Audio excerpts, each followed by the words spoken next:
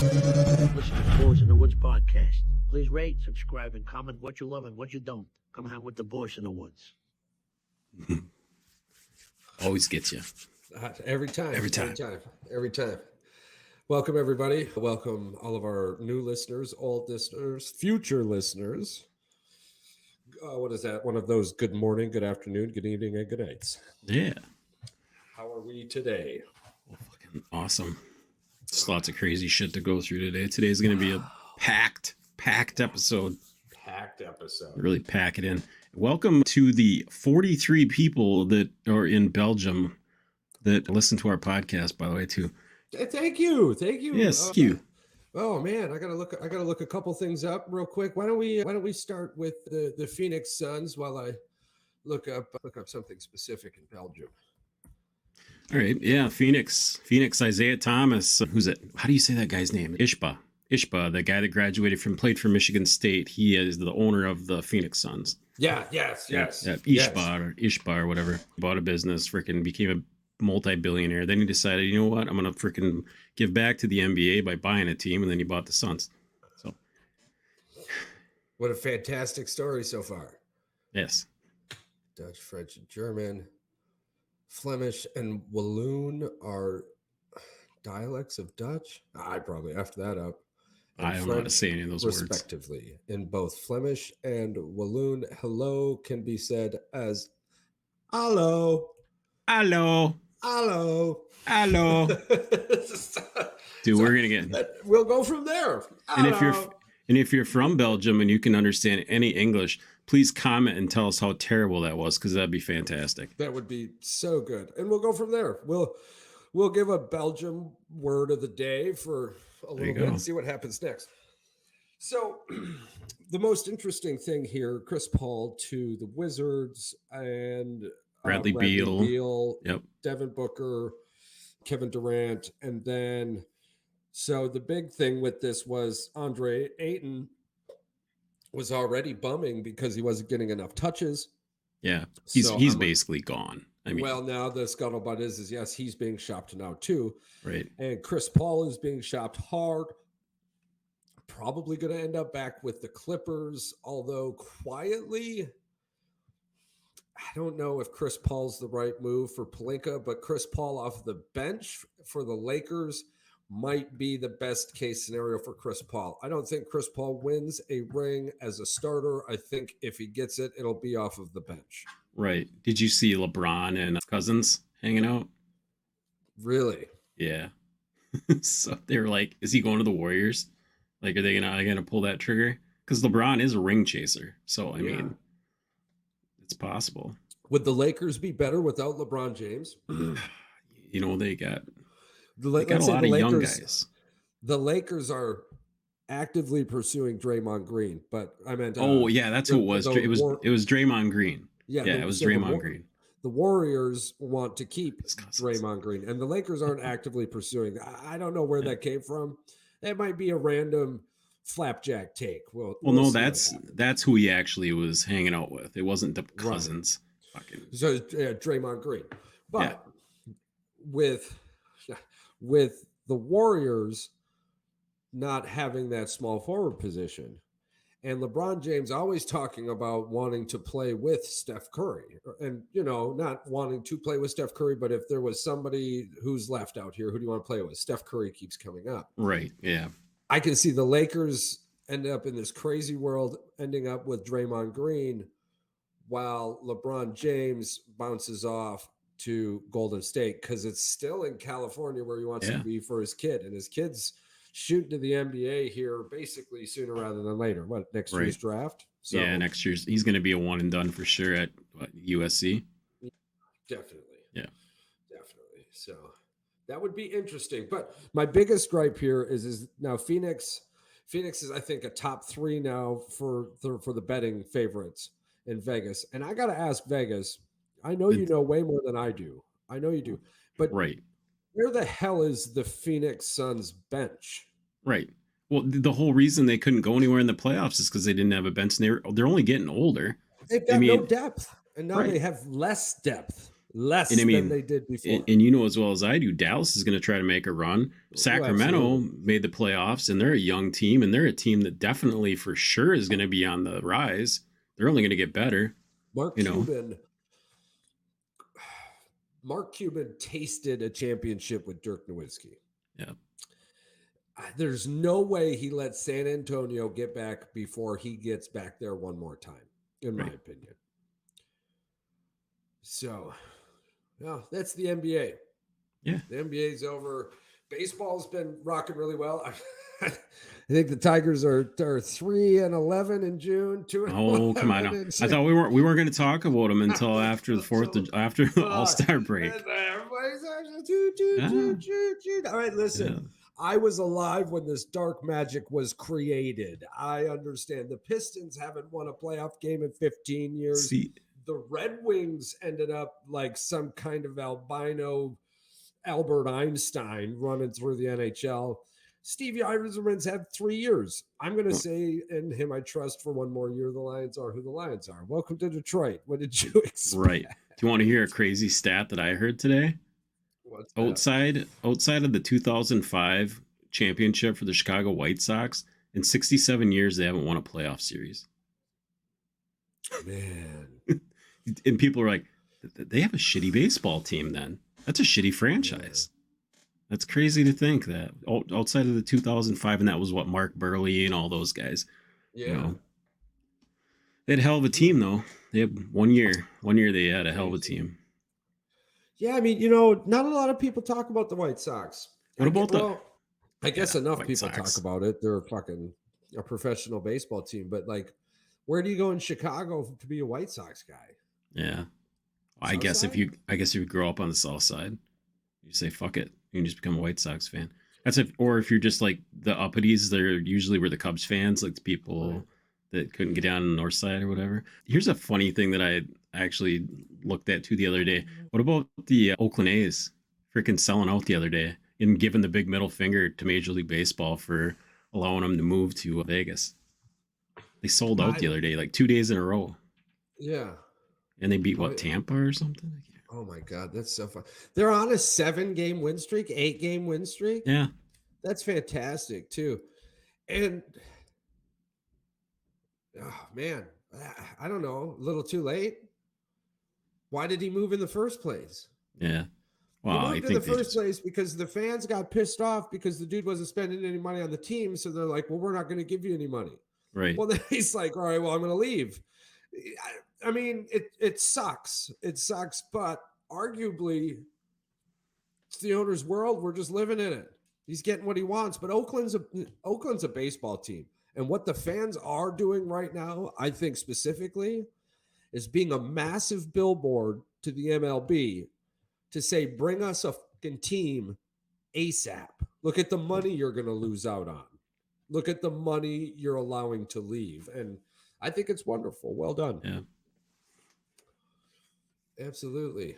Baseball is just one of those things where it's really hard to get the grasp on it. Because after talking to Trevor, it's like, what the fuck? Like, baseball is so fucking weird because you have different teams coming in for like a series every week, and their fans will follow them during the week.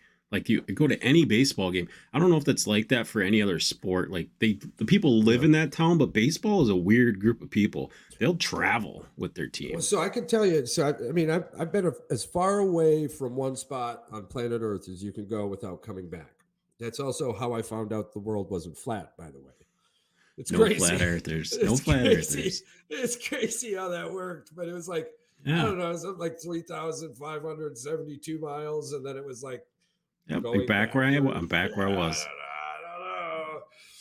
But anywho, there is specific fan bases I ran into in every fucking corner of my travels. That was Green Bay Packers, Steelers, Ohio State, Michigan. And off the top of my head, without digging too deep into memory, that's it. Yeah. That's it. Now, worldly travels, let me rephrase this into my United States corner travel, because when you went around the world, it was super soccer and cricket. Dude, Dude, the fucking top cricket player in the world. Oh my God, dude. I got to look this up real quick. Go ahead. What you were going to say. Well, it's just, yeah, I mean, it's either American football or English soccer, you know, or world soccer. Those, they travel great anyway, but they usually don't travel that far. What's a soccer match, like 4 or 5 hours at most, you know? Like I'm talking about people like flying from like Pittsburgh to go to the game in frickin' London. Like, you know what I mean? They only America. Yeah. American sports I don't know, are man. crazy. But soccer and cricket is different, dude. And I'm just starting to look into this because we didn't learn about it here in America. It's kind of effed up. But I mean, check. I got to click through all these ads real quick. Maybe I should get that McAfee. But anyways, all right. So the number 10. So there's a top 10 list of cricket followers, right? Yeah. How many Instagram followers do you think the number 10 player has? Well, I mean, cricket's popular in India and there's a shitload of people over there. So I'm going to assume he's got a shitload of followers. And I'm going to say it's probably in the tens of millions. 7.9 million. See, I'm losing my whole life here. Hold on. Yeah. Okay, so 9.2 million for number 9. So I'm going to scroll all the way to number 1 here real quick. 29.8 million. That's what you're guessing? 29. You would have been close if we were talking about the number 2 player in the world.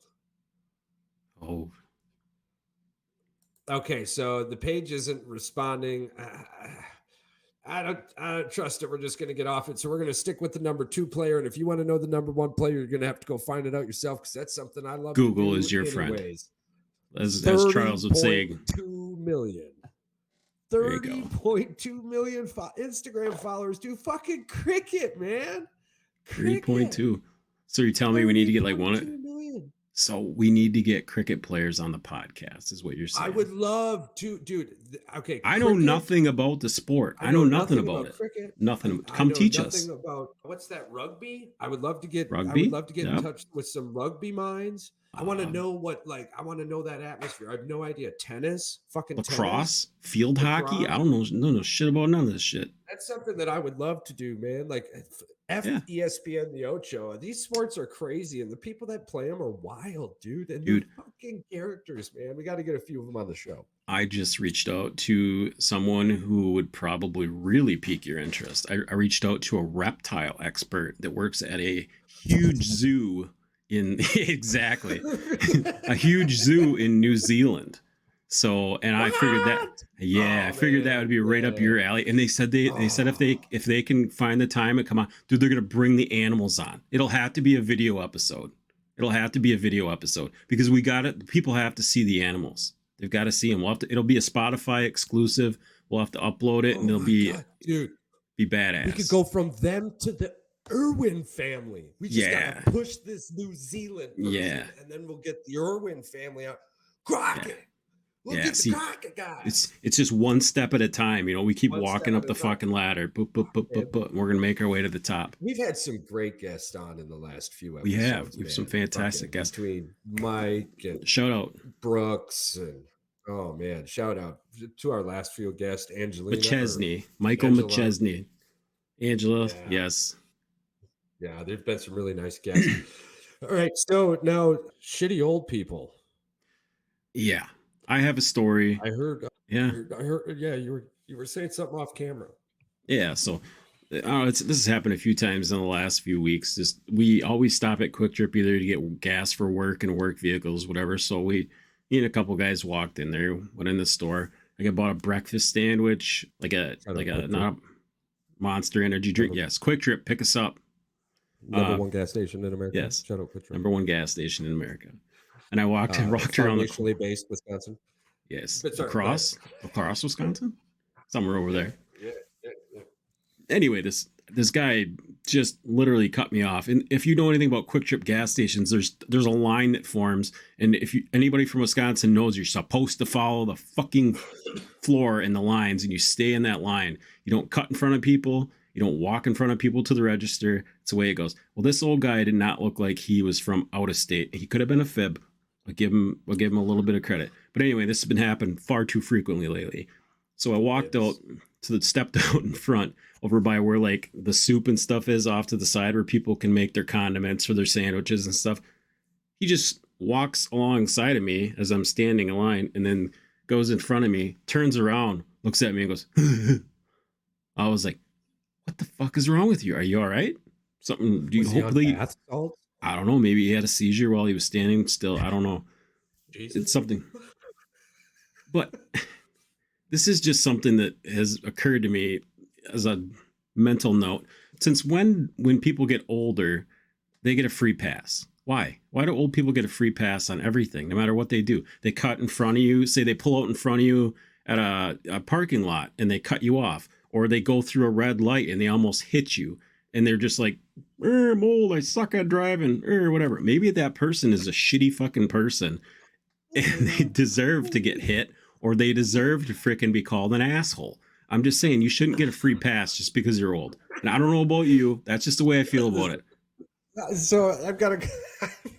It's fucking true. Blows my fucking mind. I know it's so true. I got a couple thought processes on this. One of these thought processes. I can't wait to hear them. One of these is from my 20s, right? Yeah.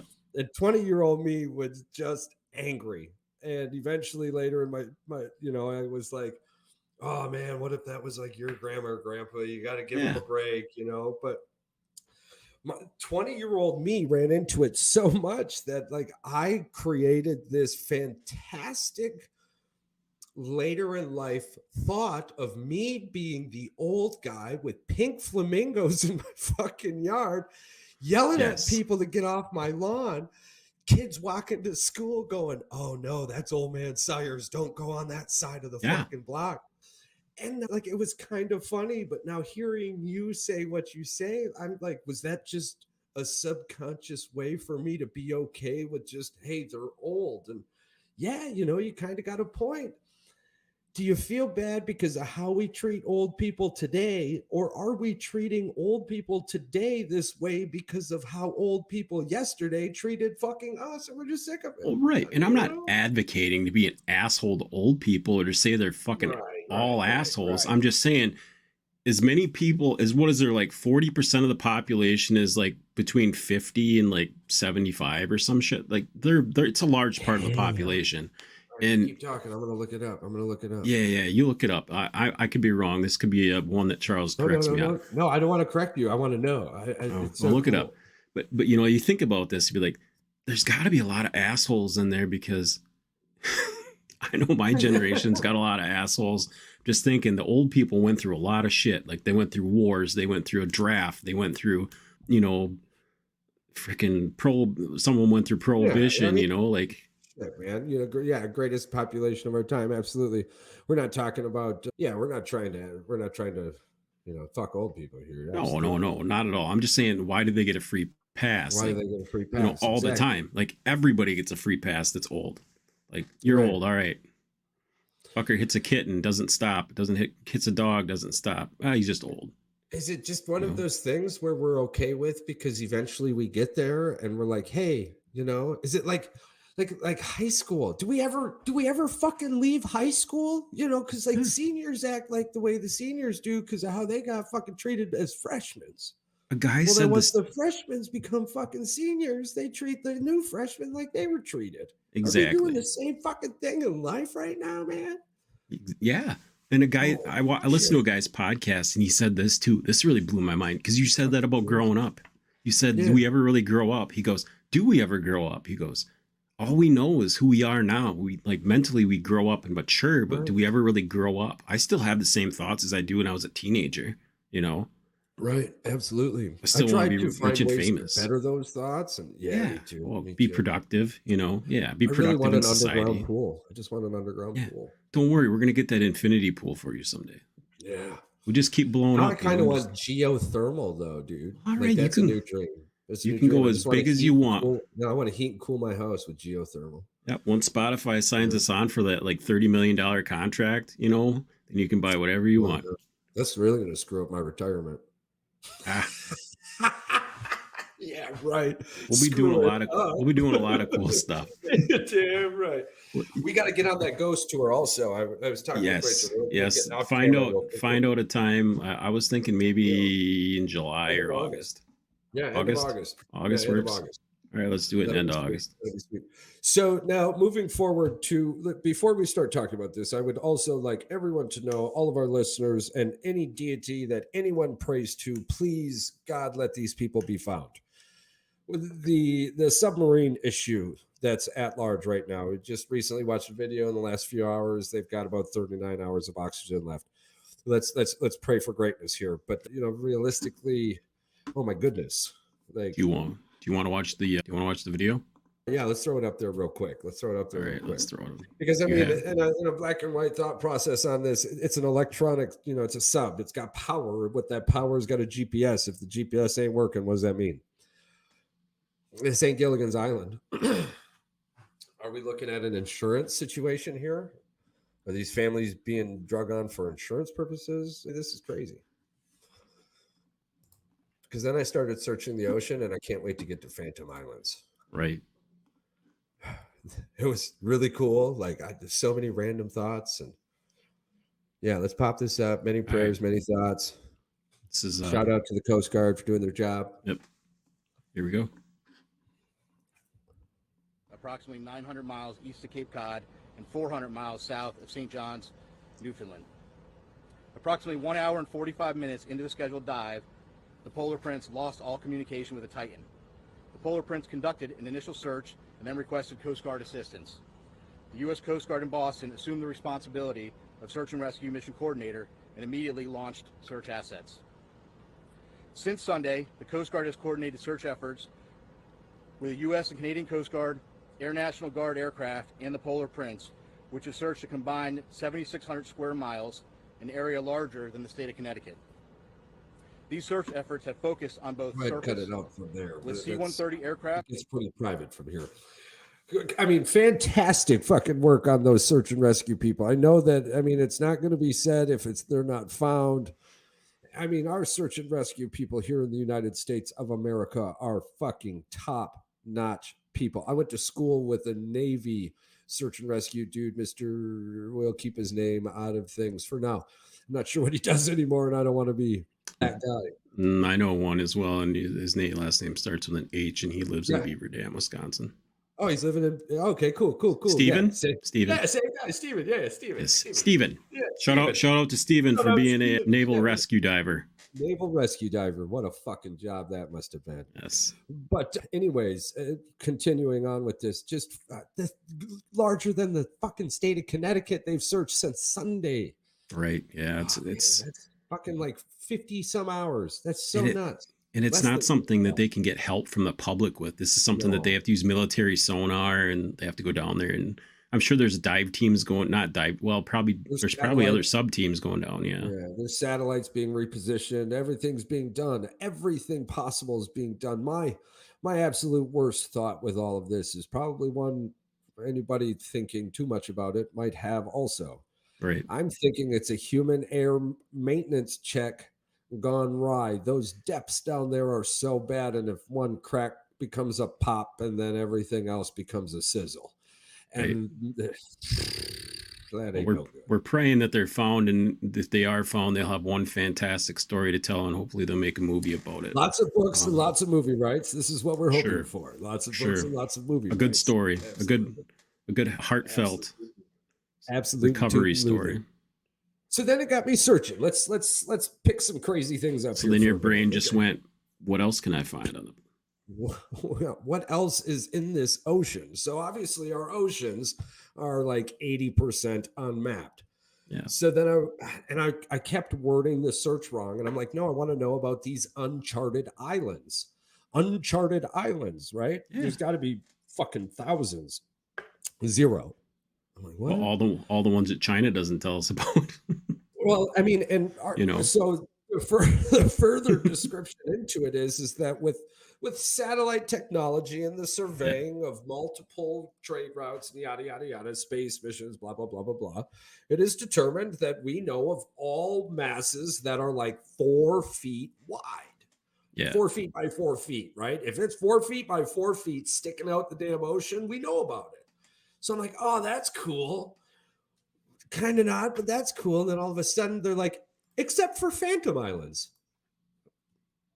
And You're that's like, it. what the fuck's a Phantom Island? Like, what the fuck's a Phantom Island, man? Some vague ass freaking description. So immediately before I get into this, right, I'm thinking of that like early 90s Phantom movie where the fucking dude in the purple suits rolling around Oh, in the yeah. jungle. And I'm like, all right, this is gonna be some sweet shit, man. And come to find out, a Phantom Island is a purported island which was included on maps for a period of time, but was later found not to exist. They usually originate from the reports of early sailors exploring new regions and are commonly the result of navigational errors, mistaken observations, unverified misinformation, or deliberate fabrications. Some have remained on maps for centuries before being undiscovered. Unlike lost islands, which are claimed or known to have once existed, but to have been swallowed by the sea or otherwise destroyed, a phantom island is one that is claimed to exist. I'm not saying that word ever, but later found out not to have existed in the first place. Didn't need to say the word. The whole thing sounded great without it. So here's my biggest gripe with this. How the fuck do you go, hey, there's an island over there? No, there's all not. Right.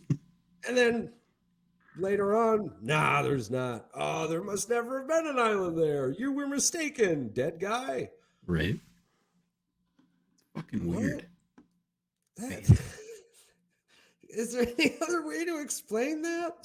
So they just chalk it up to like somebody miscalculated the coordinates or what? They just said, yeah, there's not really an island there. There was an island there, but no, there's not really an island there. There's not. We went back and rechecked. There's no island. So how many of these Phantom Islands was there once? Not had, have been, could have, would have, should have, I shall not, would have. It makes you think of like a map maker, like back in the day, like Galileo or something, was just taking an ink dropper and letting it drop all over the fucking map and saying, boop, boop, boop, boop. I guess there's islands over here. It's like the navigator was way wrong until a few months ago, and then he was right. The navigator was doing things pre 5000 BC that we couldn't do until, what was it, 1852? Let me look this up real quick because it's fantastic. The best way to find out how was, when was the most accurate watch made? And so what, that most of it was all star charts and maps and stuff they were using, wasn't it? Oh, Jesus Christ. The world's most accurate watch wasn't made until 2019. Let me go back to the atomic watch. The first atomic watch. I think that's what you need to Google there. England. Yeah. Watch company. And so it was a contest across the sea. Accurately. Across the sea. Accurately. I think it was like 1852. Some shit like that. Anyways, so we could not accurately go from Europe to New York without being 600 miles left or right until like 1852. And the guy made this watch. Well, this dude had charted all of planet Earth by, pre 5000 BC. Most of the map makers actually in like the 1500s still have Antarctica as a paradise-like island. There's actually no ice caps on that bitch. Yeah. Until after 1600. I was going to ask Clint about that. How do they go about explaining those maps that predate? Like, because we haven't been down there. Like, these are from actual people that went down there and charted all this stuff. And they said there was like tons of landmass with no ice, but they're telling us that there's ice. Yeah, from actually growing up, I remember the fucking science and history books telling us there was ice there for millions of years. And now so the reason for that, right? and this is the honest to God truth. The scientific community dates that everything pre 1800 is like Neanderthal, right? Yeah. So that means they look at everyone the exact same way. From the cavemen to the Egyptians, they're the exact same fucking person to scientists. So Right. their basic explanation with it is, I swear to God, we can't do it today, so there's no way they did it yesterday. Right. Calling them liars. Fucking liars. And one of the coolest ways for me to explain this to people, right? In America, you're very familiar with World War II. Correct. You're very familiar with the Oppenheimer project. Not letters on the fucking paper familiar, but most of the time you know what Einstein did. Yeah. In fact, unless you're a science follower, most people can only tell you, if anything at all at this point, about Einstein is that he worked on the bomb. Well, my question for most people is, you can look into it, he does a little bit. What did he do after the bomb? Where did he go? It's like Because you hear what happened after he died. Yeah. Well, so this guy from New York sends him a map. He sends him a map from the 1500, and it's from the Navigator. He's like, Mr. Einstein, you got to check this shit out. You got to look into it, please. And he looks into it and he goes, this is real. Yeah. And the science community is like, whoa, whoa, whoa, whoa, whoa, whoa. Listen, you got to stop saying that. And he's like, I will not. And shunned. So this has been very serious. And only in the last couple of months, if you head off into the World Wide Web and enter into your search bar something way cooler than dude farts on a plane, you will find. Make sure you pass the second page. You will find that there is a lot of information. And in the last couple of months, the scientific community has come out and acknowledged a lost civilization. Right. Between James Webb and us actually digging deeper, because right now our archaeologists, this is such a cool age. And in the next 100 years is going to be even cooler. It's one of the only reasons I would put my mind in a robot. That just blows my mind that they didn't know that was there. How did they just didn't fucking know it was there? They didn't know. And so they're digging so far down now that we're hitting that 11,800 year mark in these dig sites. Yeah. We're about to hit, I think in the next 100 years, that block of fucking ground that civilization was once before it crashed. And we're the fourth loop of generation. Right. The 12,000 years. Yeah, we're about to hit that block of archaeology, and that is so cool because some of the things they're finding right now is built before 5,000 BC, which people are just like, and I don't know how all these fucking smart people can sit here and go, oh my God, wow, oh my God, but they are. It's like, this is fucking real, man. You didn't need a book to tell you that. You can't be that stupid. Be like, you probably can go see it yourself if you really want to. You can get on one of these freaking little safaris or little excursions if you pay enough money. Rachel, the love of my life, star of my universe, wants to go prospecting in Colorado, I think it is. She wants to hit up the mountains there and go dig up some crystals or something. Yeah, I got my little league no hitter baseball. That's the only thing. This is the rock I got. This is, I don't know. I thought there was gold in it, but apparently it's pyrite. On No Man's Sky, we use that to fuel the rockets to get out of the atmosphere. So pyrite is actually spiritual. So you're supposed to keep it for good luck. You're supposed to put it in your money spot. So my money spot is right here by the podcast. It goes on top of the podcast equipment. So that brings us good. I've got a money dollar in my pocket. Yeah. Brings us some good vibes and some good juju. Yeah. It worked today. So I mean, I keep this $1 in my pocket. It's the good fortune dollar. That dollar will always bring more money as long as you never spend it. It will always bring more money. And the cool thing about the good fortune dollar is as long as you don't spend it, you're never broke. Right. Good fortune dollar. Good fortune dollar. Dollar bills, y'all. Man, we should put that on a T-shirt. The good fortune dollar. Good fortune. And could we put dollar bills, y'all?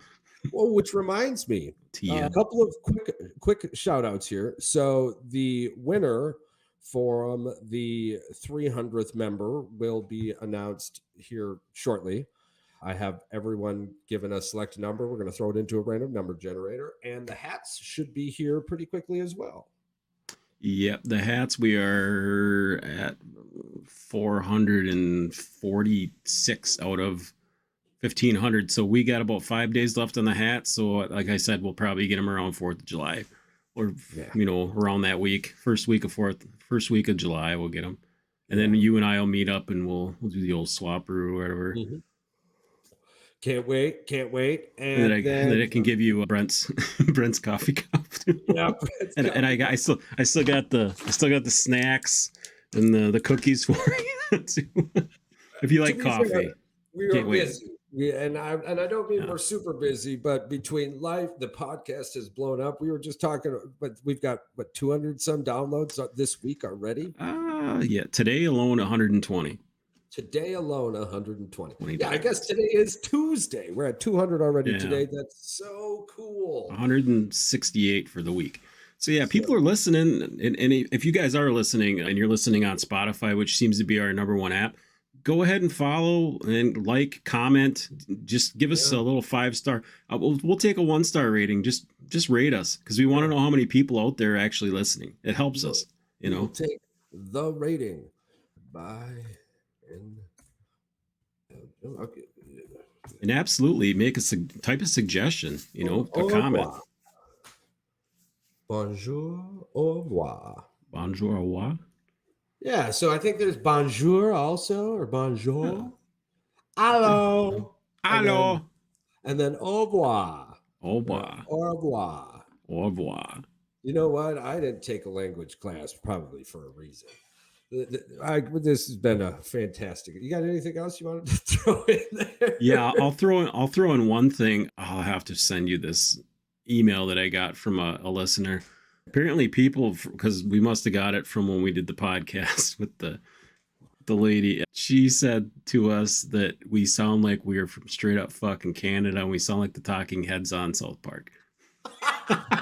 And I was like, I like it. I think it's pretty funny. Hey, why don't you come over here and say that to our face? Yes, you ain't me. Hey, all right, buddy. Doosin. Oh, fucking Shorzy, man. Freaking Maple Leafs. Oh, man. Yeah, well, you get stuck.